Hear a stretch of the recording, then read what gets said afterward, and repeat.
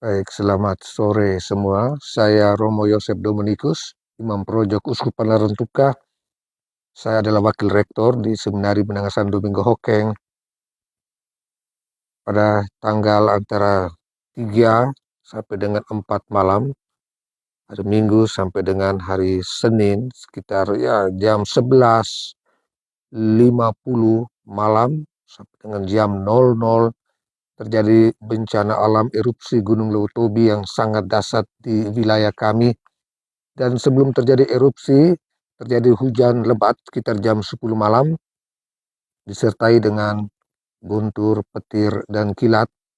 Dan kami tidak punya rasa kecurigaan apa-apa, karena gunung ini erupsi hampir setiap hari selama 10 bulan, sejak dia meletus pertama kali tanggal 4 Januari 2024. Sehingga kami rasa biasa-biasa, apalagi dari pemerintah juga tidak ada himbauan kepada kami untuk mengungsi, dan kami sudah terbiasa setiap hari mandi abu.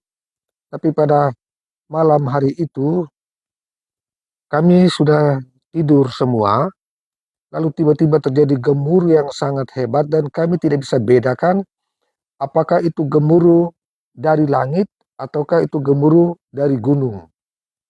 Dan pada waktu itu terjadi ledakan yang sangat besar dan luar biasa, sampai pintu-pintu kamar yang terkunci hampir semuanya terbuka, daun-daun jendela berguguran, kaca-kaca pecah, banyak plafon yang berjatuhan. Dan kami bersyukur bahwa peristiwa ini terjadi pada malam hari, di mana para siswa kami berjumlah 232 orang, mereka semua tidur di asrama. Bayangkan saja kalau terjadi pada siang hari ketika mereka sementara beraktivitas di lapangan bola atau di mana, pasti banyak yang terbakar karena material gunung itu berupa kelikir-kelikir panas, abu, lumpur, dan juga batu-batu besar. Batu-batu besar itu mengenai atap rumah sampai dengan bocor. Kami melihat batu ukuran tidak terlalu besar, tapi setelah dia sampai di tanah, dia membentuk lubang yang sangat besar dan luar biasa. Dan ketika peristiwa itu terjadi, para pamong, bapak asrama membangunkan anak asrama. Pertama mereka tercecer, lalu mereka dikumpulkan, dihimbau untuk semua berkumpul di kapela, karena kami pernah omong bahwa kapela ini terletak di tengah seminari, di mana setiap hari terjadi perayaan Ekaristi di sana, dan kapela ini menjadi sumber kehidupan kita. Dan anak semua bergegas ke kapela. Ada 5 anak yang luka, dan mereka sesama luka juga masih bisa saling membantu. Dan menariknya saya lihat anak-anak tenang duduk di kapela, yang lain tidur bawa dengan tikar bantal, dibakar lilin, mereka sementara berdoa, yang lain pergi cari obat-obat yang masih bisa didapat di kamar sakit untuk membantu teman-temannya yang luka. Entah itu luka kena percikan kelikir panas atau juga kena plafon-plafon yang jatuh di asrama mereka.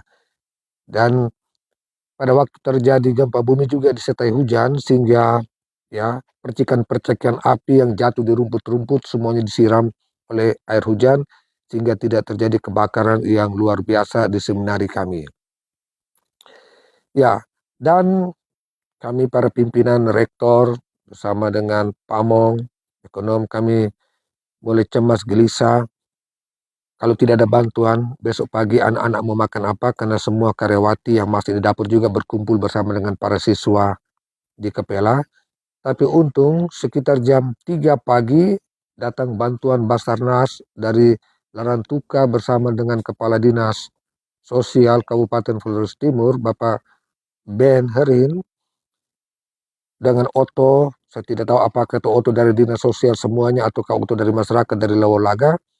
Dan pertama-tama kami minta kalau bisa anak-anak kami lebih dulu dievakuasi ke tempat yang aman. Mereka bilang Konga, Kanada, Lawolaga, kami bilang yang penting mereka dievakuasi dulu.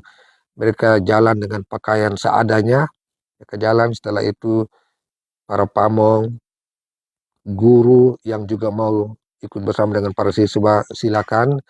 Saya dengan Romo Rektor, karena kami lihat situasi sudah agak aman, maka kami juga tetap bertahan di seminari sejak terjadi bencana itu sampai dengan saat ini kami dua komitmen kita bertahan. Tapi kalau rektor bilang dia jalan, saya juga akan jalan. Itu artinya sudah bahaya. Dan kami begitu percaya bahwa Tuhan sudah menyiapkan tempat yang bagus untuk kami berlindung. Pertama di kapela atas, karena kapela kami tidak rusak sedikit pun. Dan yang paling aman itu adalah di kapela bawah, di katakombe, di kripta, itu sangat aman menurut keyakinan kami. Dan tadi pagi saya periksa hanya ada satu jendela saja yang jatuh di kapela bawah di katakombe.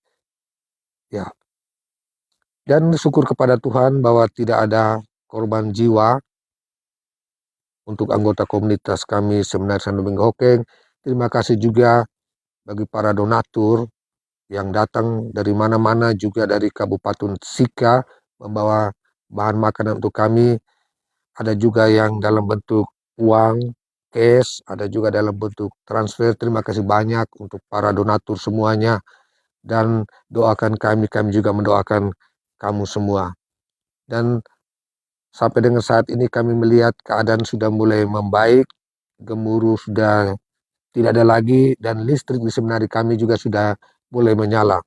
Jadi sejak peristiwa itu terjadi, listrik mati, dan HP merupakan salah satu alat komunikasi yang penting bagi kami untuk orang bisa menghubungi kami. Dan kami cas kami punya HP pakai UPS di kantor-kantor yang masih ada arus. Kami cas kami punya HP, cas kami punya senter. Kami tidur malam pakai lilin misa.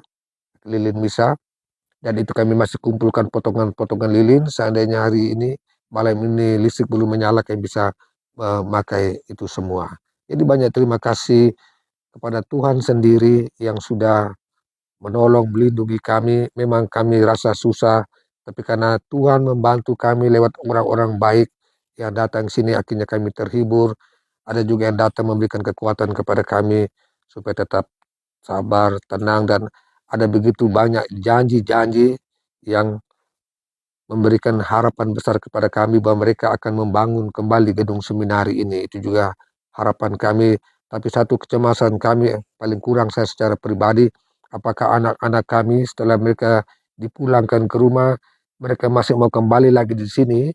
Itu yang pertama. Yang kedua, apakah di tahun ajaran baru masih ada siswa baru yang masih mau bersekolah di Seminari Santo Domingo Hokeng? Sekian dan terima kasih.